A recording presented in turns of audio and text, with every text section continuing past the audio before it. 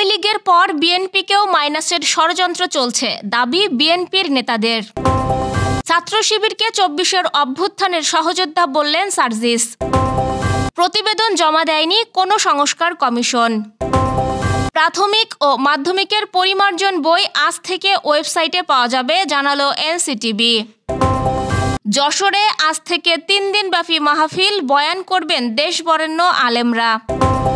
ছাত্রদলের ৪৬তম প্রতিষ্ঠাবার্ষিকী আজ।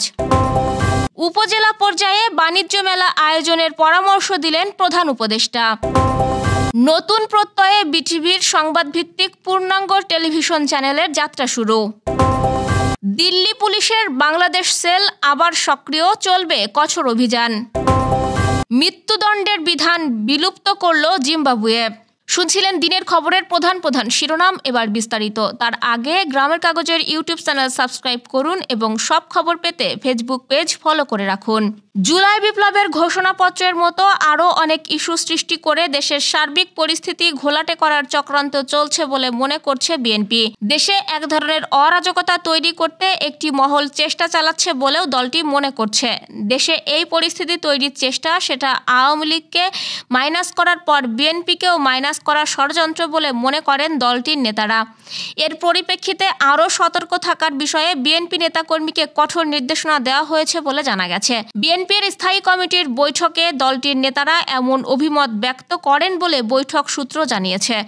সোমবার রাতে গুলশানে বিএনপি চেয়ারপারসনের রাজনৈতিক কার্যালয়ে অনুষ্ঠিত এ বৈঠকে লন্ডন থেকে ভার্চুয়ালি সংযুক্ত হয়ে সভাপতিত্ব করেন দলের ভারপ্রাপ্ত চেয়ারম্যান তারেক রহমান। দলটির নেতাদের অভিমত, ছাত্রদের এই প্ল্যাটফর্ম থেকে এর আগে রাষ্ট্রপতি মোহাম্মদ শাহাবুদ্দিনকে অপসারণের দাবি তোলা হয়েছিল। সেটা হলে দেশের সাংবিধানিক ও রাজনৈতিক সংকট সৃষ্টি হতো। এরই ধারাবাহিকতায় ৭২-এর সংবিধান পরিবর্তনের দাবিতে তারা রাজধানীতে জুলাই বিপ্লবের ঘোষণাপত্র দেওয়ার উদ্যোগ নিয়েছিল। রাজনৈতিক দলগুলোকে আমলে না নিয়ে কর্তৃত্ববাদ প্রতিষ্ঠা করার জন্যই তারা এ কাজে অগ্রসর হয়েছে। আগামীতে তারা সংখ্যানুপাতিক নির্বাচন ইস্যুও তৈরি করতে পারে বলে শঙ্কা করছেন বিএনপি নেতারা। ছাত্র শিবিরকে ২৪-এর অভ্যুত্থানের সহযোদ্ধা হিসাবে আখ্যায়িত করেছেন জুলাই শহীদ স্মৃতি ফাউন্ডেশনের সাধারণ সম্পাদক ও জাতীয় নাগরিক কমিটির মুখ্য সংগঠক সার্জিস আলম। মঙ্গলবার ছাত্র শিবিরের কেন্দ্রীয় সদস্য সম্মেলন ২০২৪-এ বিশেষ অতিথি হিসেবে উপস্থিত হয়ে তিনি একথা বলেন। সার্জিস আলম বলেন, সমাবেশে যে মানুষগুলো উপস্থিত হয়েছেন তারা আমার ২৪-এর অভ্যুত্থানের সহযোদ্ধা। আমরা এ ২৪-এর অভ্যুত্থানের শুরু থেকে এমন অনেকে রয়েছেন, অনেক ব্যক্তি, অনেক গোষ্ঠী, তাদের সাথে বিভিন্ন প্রয়োজনে যোগাযোগ করতে চেয়েও যোগাযোগ করে উঠতে পারিনি। একই সাথে শিবিরকে যেভাবে শেখ হাসিনা রিপ্রেজেন্ট করতে চেয়েছিল বাংলাদেশের বর্তমান প্রজন্ম তা বিশ্বাস করে না বলেও মন্তব্য করেন তিনি। সংবিধান সংস্কার কমিশন সহ নির্বাচন, বিচার বিভাগ, দুদক, পুলিশ এবং জনপ্রশাসন সংস্কার কমিশন, এই ৬ সংস্কার কমিশনের প্রতিবেদন ৩১ ডিসেম্বরের মধ্যে জমা দেওয়ার কথা থাকলেও এখনও পর্যন্ত কোনো কমিশন প্রতিবেদন জমা দেয়নি। মঙ্গলবার মন্ত্রিপরিষদ বিভাগ সূত্রে জানা গেছে, ৬ সংস্কার কমিশনই সময় বাড়িয়ে নিয়েছে। পুলিশ সংস্কার কমিশনের আবু মমতাজ সাদ উদ্দিন আহমেদ জানিয়েছেন, মন্ত্রিপরিষদ বিভাগ থেকে ১৫ জানুয়ারি পর্যন্ত সময় বাড়িয়েছে তারা। এরই মধ্যে প্রতিবেদন জমা দিবেন। নির্বাচন সংস্কার কমিশন প্রধান বদিউল আলম মজুমদার জানিয়েছেন, ৩ জানুয়ারির মধ্যেই তাদের প্রতিবেদন জমা দেওয়া হবে। অন্যদিকে দুর্নীতি দমন সংস্কার কমিশনের প্রধান ইফতেখারুজ্জামান বলেছেন, ৩ অক্টোবর সংস্কার কমিশন গঠন করা হলেও তারা কাজ শুরু করেছেন ৭ অক্টোবর, তাই ৭ জানুয়ারির মধ্যে তারা প্রতিবেদন জমা দিবেন। জাতীয় শিক্ষাক্রম ও পাঠ্যপুস্তক বোর্ডের চেয়ারম্যান এ.কে.এম. রিয়াজুল হাসান বলেছেন, প্রাথমিক ও মাধ্যমিকের ৪৪১টি বই পরিমার্জন করা হয়েছে, যা অনলাইনে এনসিটিবির ওয়েবসাইটে পাওয়া যাবে আজ থেকেই। বুধবার ঢাকায় সাংবাদিকদের এসব কথা বলেন তিনি বলেন, ৫ জানুয়ারির মধ্যে প্রাথমিকের বাকি সব বই ও মাধ্যমিকের ৮টি বই পৌঁছে যাবে শিক্ষার্থীদের হাতে। এছাড়াও ১০ জানুয়ারির মধ্যে মাধ্যমিকের ১০ম শ্রেণীর বই ও ২০ তারিখের মধ্যে সকল শ্রেণীর বই শিক্ষার্থীদের হাতে পৌঁছে যাবে। যশোরে দেশের প্রখ্যাত ৬ জন আলেমে দিন সহ ইসলামিক স্কলারদের সমন্বয়ে ৩ দিনব্যাপী তাফসিরুল কুরআন মাহফিল অনুষ্ঠিত হতে যাচ্ছে আজ থেকে। আর এ মাহফিল নিয়ে ধর্মপ্রাণ মুসলিমদের মধ্যে এক ধরনের উচ্ছ্বাস উদ্দীপনা দেখা দিয়েছে। মানুষের মাঝে উৎসবের আমেজ বিরাজ করছে। ১, ২ ও ৩ জানুয়ারি যশোর শহরের পুলেরহাট আদ্দিন সকিনা মেডিকেল কলেজ মাঠে এ মাহফিল অনুষ্ঠিত হবে। ৩ দিনব্যাপী এই তাফসিরুল কুরআন মাহফিলে ৮ থেকে ১০ লাখ মানুষের সমাগম ঘটবে বলে আয়োজকরা আশা করছেন। আজ 1 জানুয়ারি জাতীয়তাবাদী ছাত্র দলের 46তম প্রতিষ্ঠাবার্ষিকী। 1979 সালের 1 জানুয়ারি বিএনপির প্রতিষ্ঠাতা সাবেক রাষ্ট্রপতি জিয়াউর রহমান ছাত্রদল প্রতিষ্ঠা করেন। নানা চড়াই উতরাই পেরিয়ে দেশের অন্যতম বৃহৎ ছাত্র সংগঠনে পরিণত হয়েছে বিএনপির গুরুত্বপূর্ণ সহযোগী সংগঠন ছাত্রদল। জেলায় জেলায় বর্ণাঢ্য আয়োজনে দিনটি উদযাপিত হচ্ছে। যশোরেও আজ বিশেষ আয়োজনে ছাত্রদল দিনটি উদযাপন করছে। তারই অংশ হিসেবে আয়োজন করা হয় বর্ণাঢ্য র্যালির।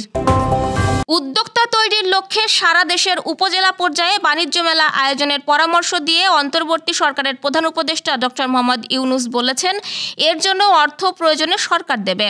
বুধবার সকালে রাজধানীর পূর্বাচলের বাংলাদেশ চায়না ফ্রেন্ডশিপ এক্সিবিশন সেন্টারে 29তম ঢাকা আন্তর্জাতিক বাণিজ্য মেলার উদ্বোধনী অনুষ্ঠানে তিনি কথা বলেন।